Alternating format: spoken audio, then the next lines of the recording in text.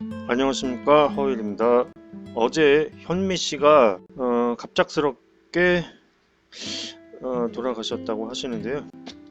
사주를 한번 보고 우선은 나무위키를 잠깐 보도록 하겠습니다. 1900 본명 김명선, 1938년 1월 28일생, 평안남도 강동군 블라블라블라. 네, 북한 출신이시네요. 덕성여자대학교를 졸업하시고, 와, 그 당시에 대학교 나오기가 쉽지 않은데. 조카가 노사봉 노사연 씨입니다. 다 아시겠지만 한상진 씨도 돼 있네요. 그다음에 둘째 며느리가 원준이 씨고요. 대한민국의 가수, 재즈풍 보컬을 통해서 한국형 팝을 선도했던 인물로 1957년부터 현 시스터즈로 데뷔한 뒤, 현미 씨니까 현 시스터즈로 이렇게 하셨다는 거네요.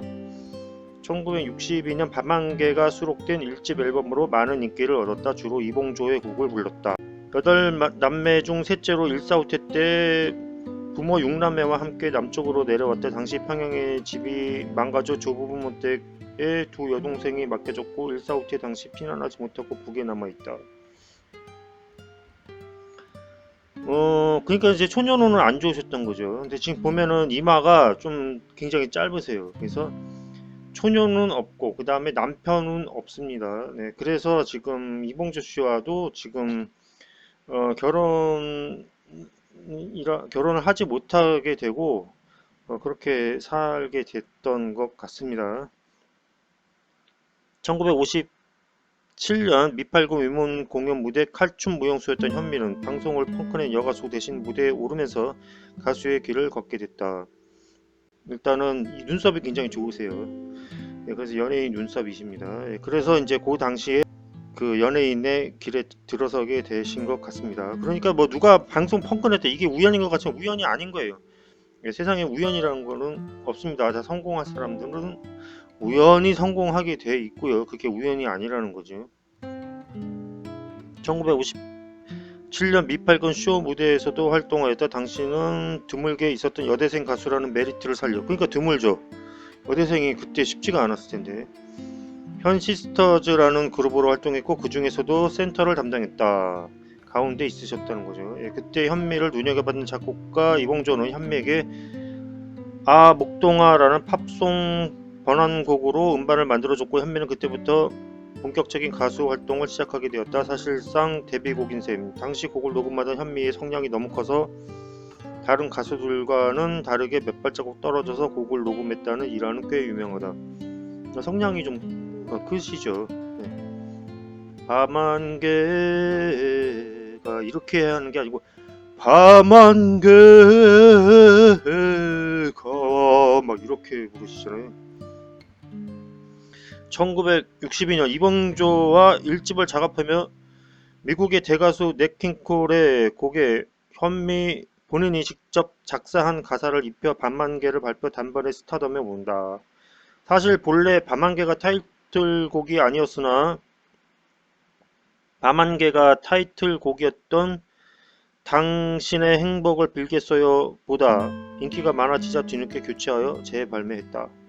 결과는 대성공이었다. 또한 작곡가 길오균의 데뷔곡으로 유명한 내 사랑아가 수록되었다. 이후 60년대 대표적인 여가수로 자리매김하여 당대 최고의 가수였던 한명숙과 라이벌 구도를 형성하기도 했다.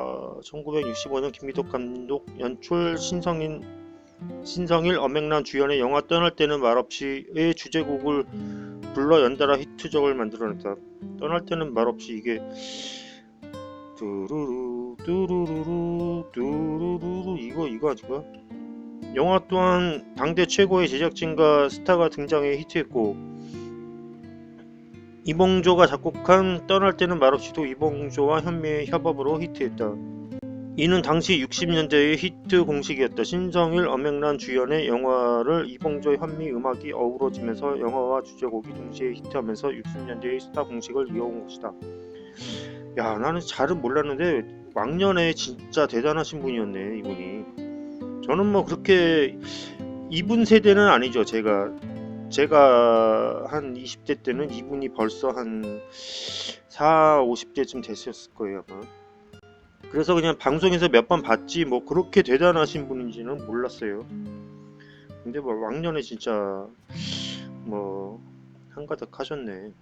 다만 이 시기에 빠른 템포와 재미있는 가사가 돋보이는 몽땅 내 사랑과 두 사람 애인도 연달아 히트했으며 한국적인 엔카풍에 무작정 좋았어요도 부르며 다양한 장르를 선보이며 60년대 초중반에 이어 후반까지도 최고의 스타 반열을 유지했다. 1968년 같은 해 보고 싶은 얼굴 이건데 곡을 발표해 이산 가족의 아픔을 표현한 자신의 대표곡 중 하나를 만들어냈다.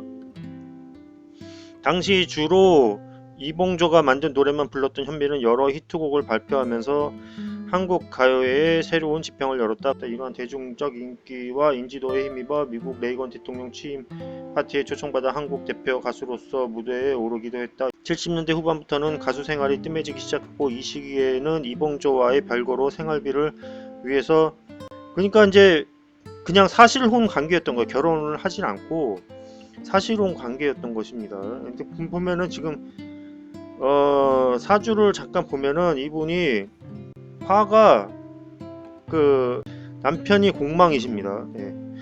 네, 그래서 공망이 되면은 그런 일이 발생합니다. 결혼을 못 합니다. 결혼 안 하는 게 좋아요, 차라리. 예, 그런 경우에 뭐 어떻게 하면 이거 결혼을 해볼까 하고서 뭐 난리를 치는데 결혼하면은 남편이 죽거나 이렇게 되는 경우가 많아요. 근데 이제 어쨌든 그 이봉조 씨가 이제 이른 나이에 사망을 하셨습니다. 근데 그것도 다 공방작용이에요. 예, 그런데 이제 그 맺어지지는 않았지만 만약에 맺어지면 그게 더 빠를 수도 있다는 거죠. 이 시기에는 이봉조와의 별거로 생활비를 위해서 국내 최초로 현미 노래 교실을 만들어 연달아 성공 가도를 달렸고 예능 출연을 통해서 재치 있는 입담을 선보이기 시작했다. 그러다가 사실상 이봉조의 유작인 왜 사느냐고 묻거든 왜 사느냐고 묻거든 이런 노래였습니다. 예, 근데 저도 몇 번 이제 들었던 기억이 나네요. 자, 2024년 4월 4일 향년 85세의 나이로 사망했다. 경찰에 따르면 이날 오전 9시 37분경 서울 용산구 이촌동 본인의 자택에 현미가 쓰러져 있는 것을 팬클럽 회장 김모 씨가 발견해 경찰에 신고했고 인근 병원으로 옮겨졌으나 사망 판정을 받았다. 어쨌든 평균 수명을 넘겨서 사신 거잖아요. 그다음에 이제 얼굴 관상을 보면 이제 아래턱이 이제 좋으십니다. 그래서 수명에는 크게 문제가 없으셨고 이제 수명대로 사시다가 가신 것이 아닌가 하는 생각을 하게 됩니다. 이봉조와의 관계. 현미의 두 아들의 아버지가 작곡가 이봉조이다. 현미는 이봉조와 만날 당시 이봉조에게 본처 소생 자녀가 있다는 사실은 몰랐으나 임신 후 결혼까지 약속한 이후에 본처가 찾아와서 알았다고 한다. 이봉조는 이혼 서류까지 보여주며 현미를 안심시키고 살림을 차렸으나 무집 살림을 해왔다는 사실을 알고 관계를 정리하자고 요구했다고 한다. 그러자 이봉조가 같이 죽자며 칼을 들고 쫓아왔다고 한다. 이건 무슨 뭐 적반하장이죠. 예, 자기가 잘못해놓고 예. 분위기를 봐서 아이들을 데리고 도망쳐 어맹난 집으로 피하자 그것까지 쫓아왔는데 이 과정에서 신성일과의 물리적 다툼이 있었다고 한다. 현미가 관계를 정리하고 본처에게 돌아갈 것을 요구하고 몇 년간 왕래가 없었다고 한다. 자 보면은요 이 양력생일이 맞으세요. 예.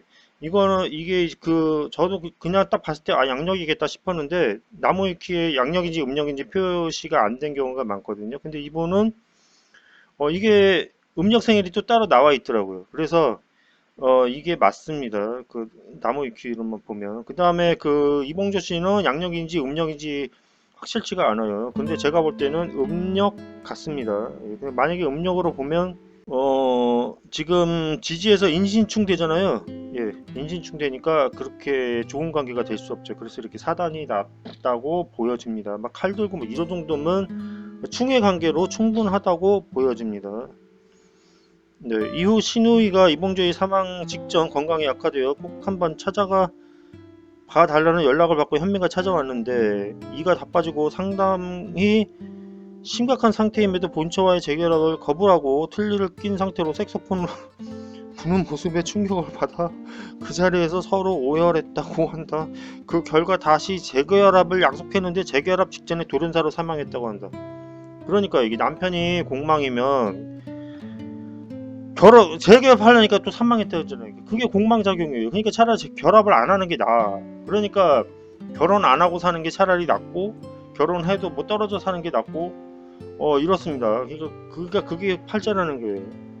또 이제 한 가지가 뭐냐면은, 제가 얼마 전에 지금 그 편승엽 씨 그 사주를 설명을 드렸는데, 편승엽 씨 그 사주를 보면 재성이 공망입니다. 재성이 공망인데, 그 사람들이 그 기른정 씨가 암환자인 것을 알면서도 이렇게 결혼을 했다는 것을 알고 처음에 뭐 순애보적인 사랑이다 뭐 어쩌다 이렇게 하다가 나중에는 뭐 이게 뭐 재산을 뭐 노리고 뭐 결혼을 했다 뭐 대중의 인기를 얻기 위해서 일부러 가식적으로 뭐 그렇게 한 것이다 이제 막 그렇게 막 그러니까 막 입을 터시는데, 그게 아니고 사주를 보면은 딱 나와요.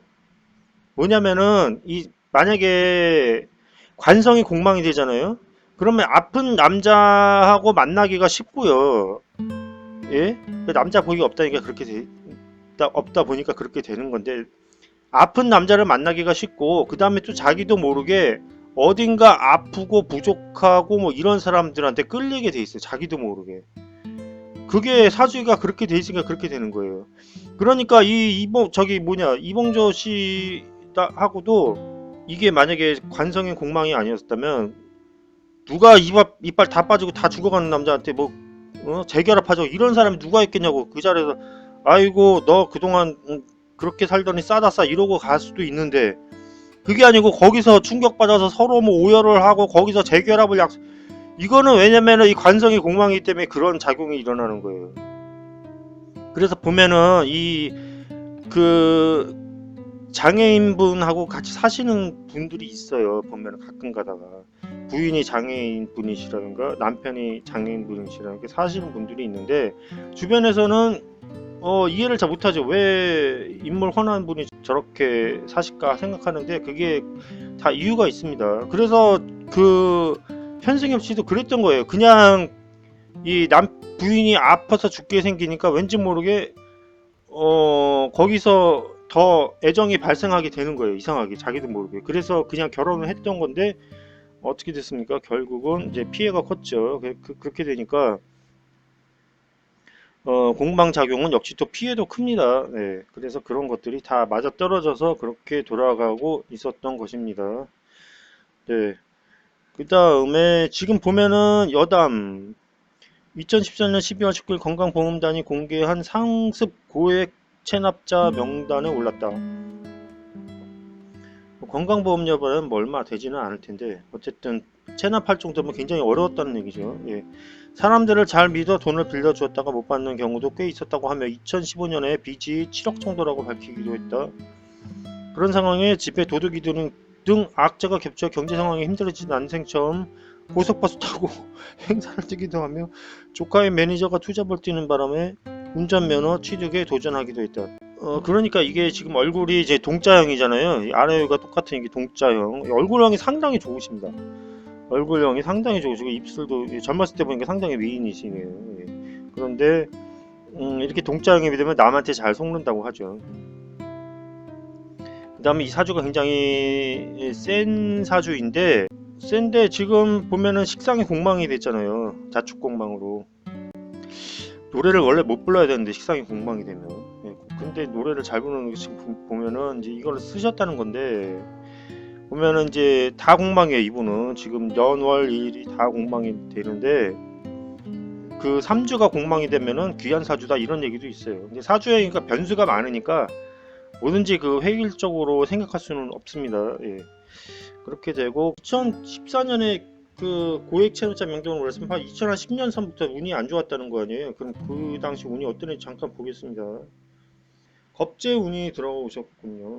이분이 센 사주니까 그 비경갑이 들어오면 좋지가 않죠. 이미 62세 때부터 운은 안 좋았다고 보면 되겠습니다. 52세 때부터도 뭐 그렇게 좋지는 않았고. 어제 운으로 보면은 그렇게 뭐 말년운이 뭐 좋은 운은 아니에요. 예, 말년운이 그렇게 좋다고 볼 수는 없습니다. 사망 원인 한번 보겠습니다. 사망 원인을 보면 어떻게 사망하셨는지는 자세하게 안 나와 있는데 지금 보면 2023년 개묘년이 육회살에 해당하죠. 그런데 육회살은 제가 임상한 결과로는 주로 이제 몸을 다치는 경우가 좀 많은 것 같아요. 그런데 뭐 사망하고 그렇게 직접적인 연관은 없을 수도 있는데 몸을 다치면은 사망할 수도 있고 그런 거 아닙니까? 그러니까 이게 사실상으로 이게 육회살이 죽을 사자에 해당하거든 12운성으로는요. 그래서 사망하고도 연관이 많이 돼 있는데 사망은 주로 육회살보다는 굳이 화개살에서도 걸릴 수가 있고 여러 군데서 다 걸릴 수가 있습니다. 그러니까 화개살, 육회살, 겁살에서도 걸릴 수가 있고 육회살이 화개살하고 육회살이 가장 확률이 좀 높은 것 같아요. 네, 어쨌든 사에 해당하고 화개살은 묘에 해당하고 그렇게 되기 때문에 화개살하고 육개살이 가장 높다고 보면 되겠습니다. 네, 그래서 육개살에 사망을 하신 거고요. 그 다음에 이 이봉조 씨도 보면은 87년도에 돌아가셨는데 여기서도 마찬가지로 육개살에 걸리셨어요. 네, 그래서 두 분 다 육개살에 돌아가셨다고 보면 되겠습니다. 여기까지 하겠습니다. 고인의 명복을 빌겠습니다. 감사합니다.